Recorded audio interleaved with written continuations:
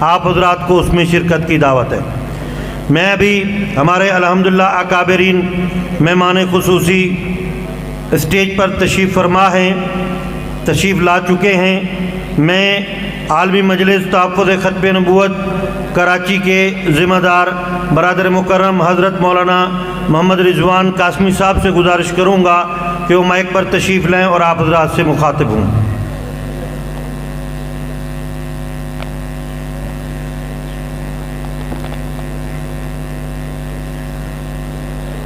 الحمد لله وحده والصلاة والسلام على من لا نبي بعده صاحب التاج والمعراج سيد الإنس والجنات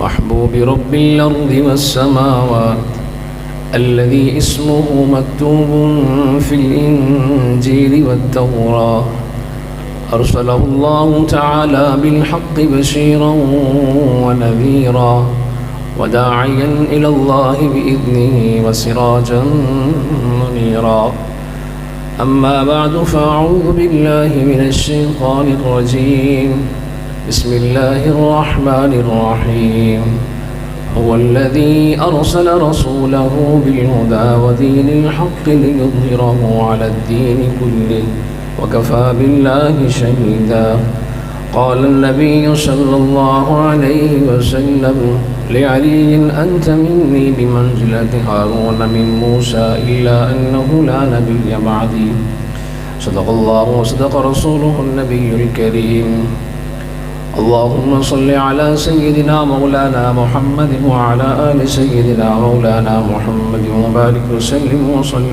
عليه میرے انتہائی واجب الاحترام میرے معزز مسلمان بزرگوں، عزیز بھائیوں، اسٹیج پر موجود حضرات علماء کرام،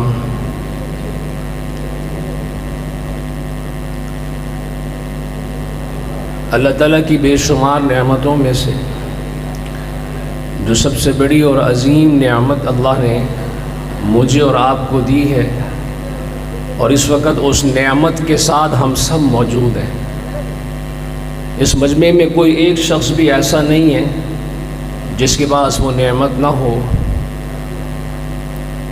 اس کائنات کی سب سے بڑی نعمت یہ ہے کہ اللہ تعالیٰ نے مجھے اور آپ کو ایمان کی دولت سے نواز دیا۔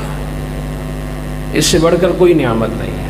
ربما یود الذین کفروا لو کانوا مسلمین، قیامت کے دن کافروں کی زبان پر ایک ہی بات ہوگی کہ کاش ہم بھی دنیا میں مسلمان ہوتے ہیں۔ میرے عزیز بھائیوں، اللہ تعالیٰ نے بغیر کسی محنت کے، تکلیف کے، مشقت اور آزمائش کے، کسی پریشانی کے، اللہ نے ایمان کی دولت ہمیں دی تھی۔ بہت ساری نعمتوں پہ اللہ کا شکر ادا کرتے ہیں، لیکن بہت کم مسلمان ہیں جو اپنی ایمان کی نعمت پہ شکر ادا کرتے ہوں۔ تو اللہ تعالیٰ نے یہ ایمان جیسی عظیم نعمت ہمیں بغیر کسی تکلیف کے ماں کی گود میں دے دی۔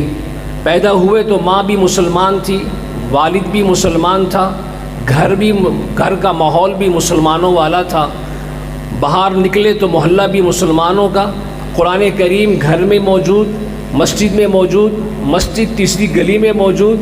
اسلام ایمان کے حوالے سے کچھ زیادہ محنت نہیں کرنی پڑی، اللہ تعالیٰ نے بغیر کسی محنت کے اتنی بڑی دولت ہمیں دے دی۔ اب کرنا کیا ہے؟ یہ ایمان بھی عجیب چیز ہے، یہ بڑھتا بھی ہے، گھٹتا بھی ہے، کمزور بھی ہوتا ہے، اور اس کی اگر ناقدری کی جائے تو مرنے سے پہلے چلا بھی جاتا ہے۔ یہ بڑھتا ہے، یہ ایمان اتنا بڑھتا ہے، اتنا بڑھتا ہے کہ تہجد میں کھڑا کر دیتا ہے، اور جب کمزوری کی طرف جاتا ہے، مسلمان اعمال کے اعتبار سے کمزور ہوتا ہے، تو پھر یہی مسلمان جمعے کی 2 رکعت تک رہ جاتا ہے۔ اس کا ایمان بڑھا تو اس کو تہجد میں کھڑا کر دیا، کمزوری کی طرف گیا تو صرف جمعے کی 2 رکعت ہفتے کے بعد پڑھتا ہے۔ اور اس سے بڑی عجیب بات یہ ہے، تہجد پڑھنے والا مطمئن نہیں، جمعے کی 2 رکعت پڑھنے والا مطمئن ہے۔ وہ تہجد پڑھنے والا بھی رات کو نماز پڑھنے کے بعد جب سحری کا وقت ہوتا ہے وہ رونا شروع کر دیتا ہے، اور ایسا روتا ہے کہ شاید رات کو مجھ سے کوئی غلطی ہو گئی، گناہ ہو گیا، حالانکہ رات کو اللہ کو مناتا رہا، ساری رات اللہ سے معافی مانگتا رہا، سجدے میں، قیام میں، رکوع میں اللہ کے سامنے عاجزی کے ساتھ آنسو بہاتا رہا۔ جب یہ صبح کا وقت ہوتا ہے پریشان ہوتا ہے کہ رات کی نماز کا کیا بنے گا، اور وہ ایک مسلمان وہ بھی ہے 2 رکعت نماز پڑھ کے مطمئن ہے۔ میرے عزیز بھائیوں، اطمینان تو کبھی زندگی میں نہیں آنا چاہیے۔ الایمان بین الخوف والرجاء، ایمان کس چیز کا نام ہے؟ ایمان امید اور خوف کی درمیانی کیفیت کا نام ہے۔ کیا مطلب؟ نماز پڑھی، روزہ رکھا، زکوٰۃ دی، تلاوت کی، جہاد اور تبلیغ کے میدان میں نکلا، دین کی عظمت کے لیے، آپ علیہ الصلوۃ والسلام کے دین کی نشر و اشاعت کے لیے میں نکلا، میں اس پہ مطمئن نہ ہوں کہ یہ نیکی مجھے بچا لے گی، اس نیکی کی وجہ سے جنت میں جاؤں گا، نہیں، فرمایا گیا امید بھی رکھو، خوف بھی ہو، ڈر بھی لگے، امید بھی ہو، اس کیفیت کو ایمان کہتے ہیں۔ میرے عزیز بھائیوں، اگلی بات میں نے عرض کی، اگر اس ایمان کی قدر نہ کی جائے، اس کی حفاظت نہ کی جائے تو پھر مرنے سے پہلے چلا جاتا ہے۔ نبی کریم صلی اللہ علیہ وسلم نے فرمایا، ایک مسلمان ساری زندگی جنت والے کام کرتا ہے، جنت قریب ہو جاتی ہے، لیکن ایسی غلطی کرتا ہے کہ جنت سے جہنم کا فیصلہ ہو جاتا ہے، ساری زندگی جہنم والے کام کرتا ہے، آخر میں ایسی نیکی کرتا ہے، اللہ رب العالمین اس کا فیصلہ جنت کی طرف کر دیتے ہیں۔ آج سے کئی سال پہلے کی بات ہے، فیصل آباد کے اندر ایک قادیانی خاتون مسلمان ہوئی، ڈاکٹر تھی، اللہ نے کرم فرمایا، اسلام کی دولت مل گئی، اور میرے عزیز بھائیوں، اس خاتون ڈاکٹر کا والد قادیانی تھا، اس بہن کو فکر تھی جیسے اللہ نے مجھے ہدایت دی ہے میرے بوڑھے باپ کو بھی اللہ ہدایت دے دے، بس محنت کی، اور یہ مسلمان ڈاکٹر خاتون کہنے لگی کہ میں دن میں والد صاحب کا علاج کرتی تھی، میرے والد کی عمر 72 سال کے قریب تھی، 72 سال گزر گئے، آپ علیہ الصلوۃ والسلام کی بغاوت میں، دشمنی میں، اس لیے کہ قادیانی کسی مذہب کا نام نہیں، کسی فرقے کا نام نہیں، قادیانی براہ راست پیغمبر اسلام سے بغاوت کا نام ہے، قادیانیت براہ راست آپ علیہ الصلوۃ والسلام سے دشمنی کا نام ہے۔ زمین پہ چلتے پھرتے اگر حضور کے دشمن دیکھ رہے ہو تو قادیانیوں سے بڑا دشمن کوئی نہیں۔ وہ ڈاکٹر خاتون کہنے لگی، میں رات میں دن میں والد صاحب کا علاج بھی کرتی تھی، دوائی بھی دیتی تھی، فکر بھی کرتی تھی، اور ساتھ ساتھ میں نے وہاں کے مبلغ صاحب سے کتابیں لی، اپنے والد صاحب کو سمجھاتی تھی کہ جس کے ساتھ آپ نے رشتہ جوڑا ہے وہ ناکام ہے، اور اس کے ساتھ رشتہ جوڑیے محمد رسول اللہ کے دامن کے ساتھ، وابستہ ہو جائیے۔ اور پھر قادیانیوں کی بھی حالت دیکھیے، ایسے بد نصیب، ایسے بدبخت کہ چھوڑنے پہ آئے تو محمد الرسول اللہ کو چھوڑ دیا، ماننے پہ آئے تو مرزا کو مان لیا، اس سے بڑی بد نصیبی کیا ہوگی؟ میرے عزیز بھائیوں، وہ مسلمان بہن کہتی ہے، میں دن میں والد صاحب کا علاج بھی کرتی تھی، والد صاحب کو تبلیغ بھی کرتی تھی، آخری نبی محمد الرسول اللہ صلی اللہ علیہ وسلم کی ختم نبوت بھی سمجھایا کرتی تھی۔ اگلی بات بڑی قیمتی ہے، اگلی بات بہت قیمتی ہے۔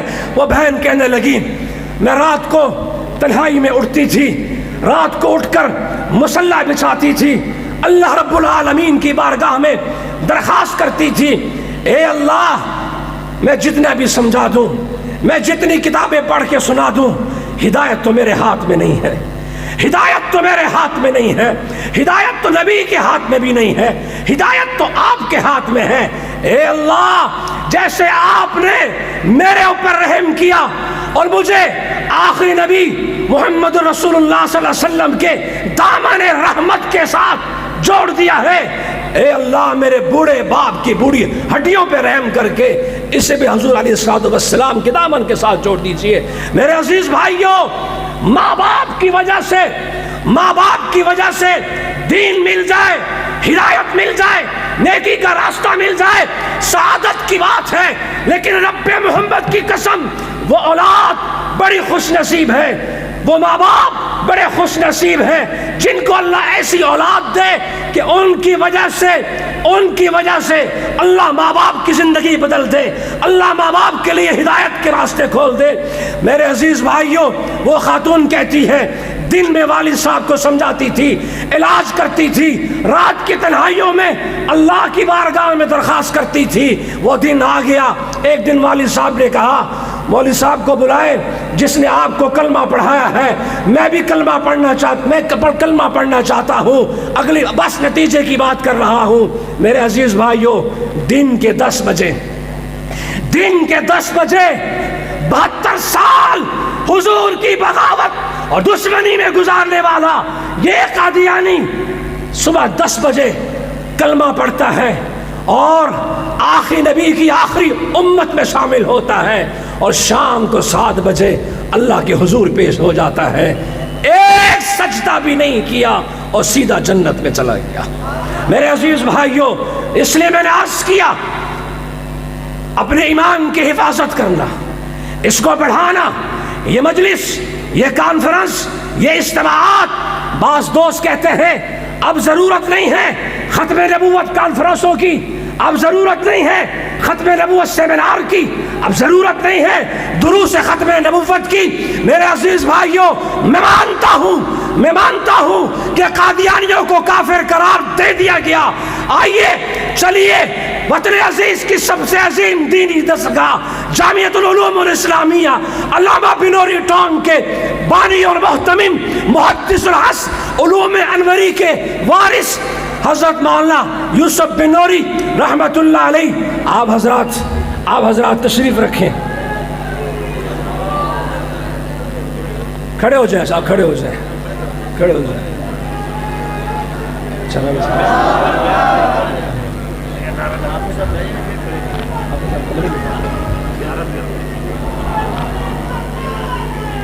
شیر آیا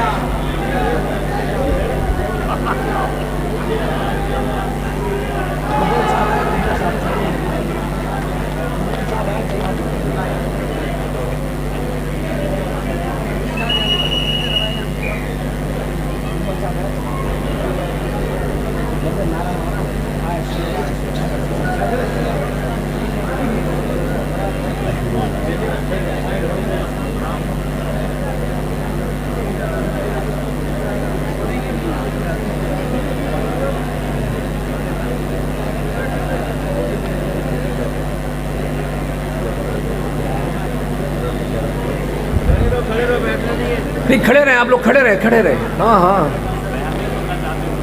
شیر آ گیا نا، کھڑے رہے ابھی تھوڑی دیر کے لیے۔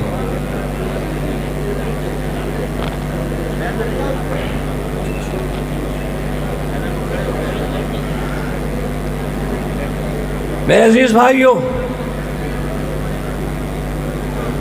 اس ایمان کی حفاظت کیجیے۔ کہتے ہیں ضرورت نہیں ہے ختم نبوت کانفرنس کی۔ مولانا یوسف بنوری رحمت اللہ علیہ نے فرمایا 74 کی کامیابی کے بعد،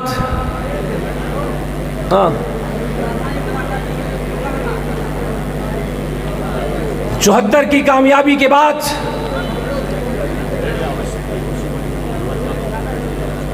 مولانا یوسف بنوری رحمت اللہ علیہ نے فرمایا جب بھی کوئی نیا خطیب آئے ایسا نہ کیا کرے، بالکل ادب کے خلاف ہے یہ بات، یہ کوئی دین کی خدمت نہیں ہے۔ میرے عزیز بھائیوں، مولانا یوسف بنوری رحمت اللہ علیہ فرمانے لگے، بعض ساتھی کہتے ہیں کہ اب ختم نبوت کے کام کی ضرورت نہیں، تو مولانا یوسف بن آج بھی ریکارڈ پہ موجود ہے، بینات آج بھی ریکارڈ پہ موجود ہے، چاہیے دیکھنا چاہیں تو دیکھ سکیں گے۔ فرماتے ہیں ساتھی سمجھتے ہیں اب ختم نبوت کانفرنس کی ضرورت نہیں، تو مولانا یوسف بنوری رحمت اللہ علیہ فرماتے ہیں اب ہمیں کام پہلے سے زیادہ کرنا ہے۔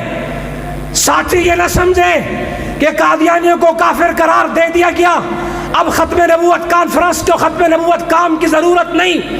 حضرت بنوری فرماتے ہیں پہلے ہمارا دشمن قادیانی ہمارے سامنے تھا، اب وہ منافقین کی طرح چھپ کے وار کرے گا۔ کھلے کافر سے لڑنا آسان ہے اور منافق سے لڑنا مشکل ہوتا ہے۔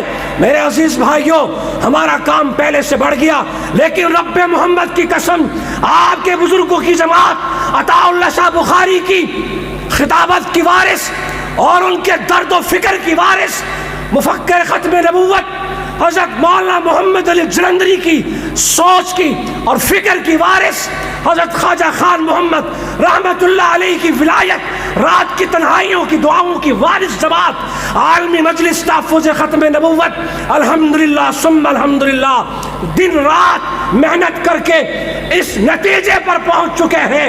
1 سال کی ریکارڈ میں آپ کے سامنے ریکارڈ پیش کر رہا ہوں۔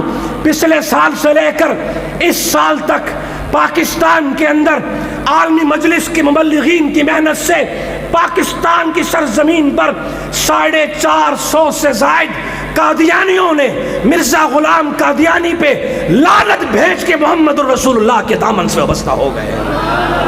اور یہ قادیانی خواب دیکھ کے مسلمان نہیں ہوئے، انہیں کوئی الہام نہیں ہوا۔ اتنی بڑی تعداد میں مرزا قادیانی کے غلیظ دامن کو چھوڑ کے دامن مصطفیٰ کے ساتھ کیسے وابستہ ہوئے، اس کے پیچھے مولانا تجمل حسین صاحب جیسے مبلغین، مولانا مختار حسین صاحب جیسے مبلغین، ان مبلغین کی دن رات کی محنت ہے۔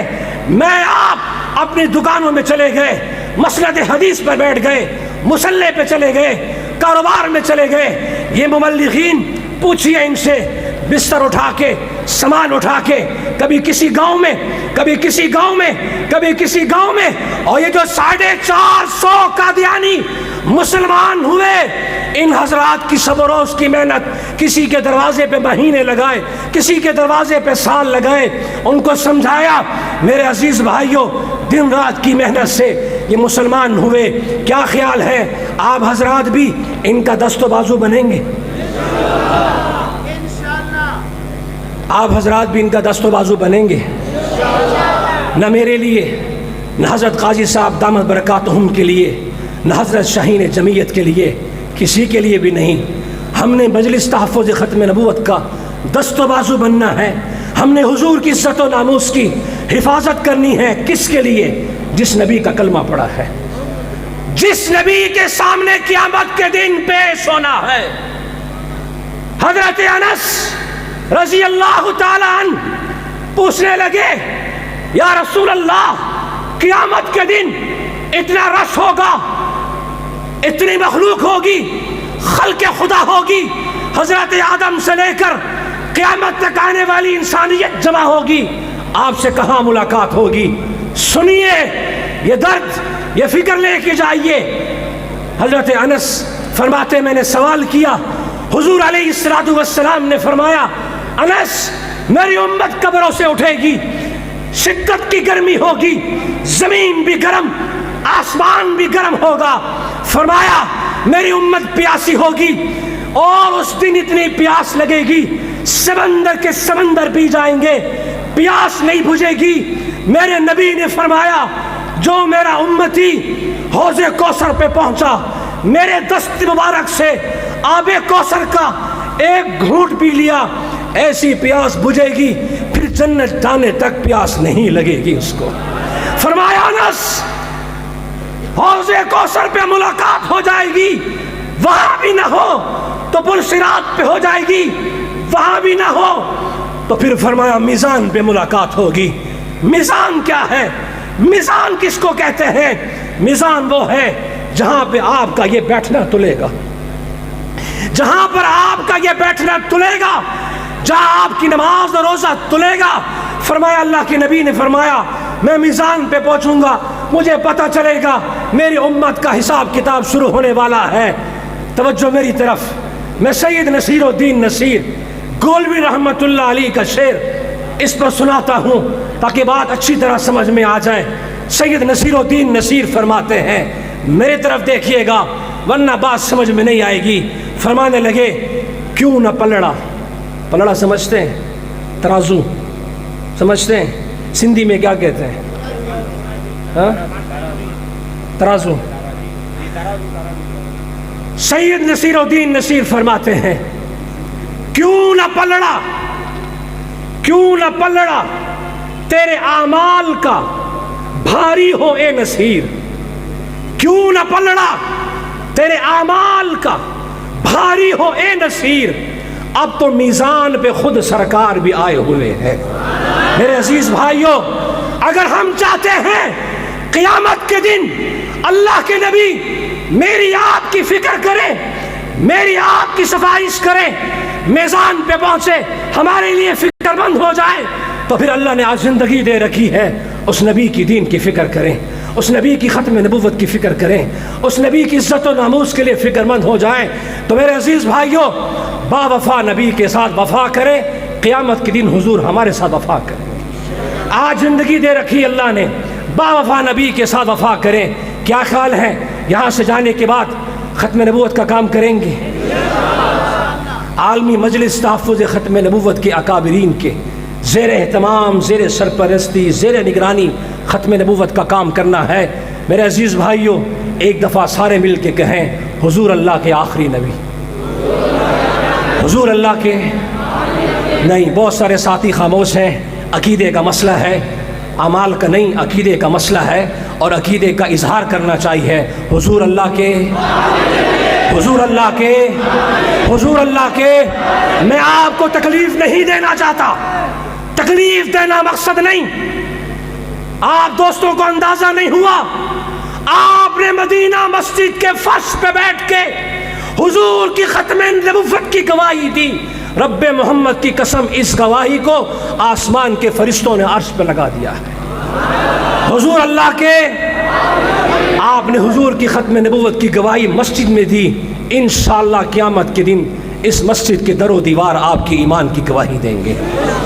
حضور اللہ کے، آپ کے بعد کوئی نیا نبی اس جان تو عالم پہ فدا جان کریں گے، اس جان تو عالم پہ فدا جان کریں گے، یوں عشق کی تکمیل مسلماں کریں گے۔